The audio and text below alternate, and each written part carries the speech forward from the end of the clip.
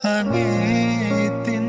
මගේ නිසා බලාන ඉන්නවා සිතා මගේ නැතත් අනේ ඔයා හිමින් සිනාසිලා මෙහිත සනසාවදෙනා නුඹ ළඟ ඉඳ නෙතු සැලෙනා නුඹ මගේ කියු කවියේවා සනසාලන රෝචායා මෙහිත සනසාවදෙනා නුඹ ළඟ ඉඳ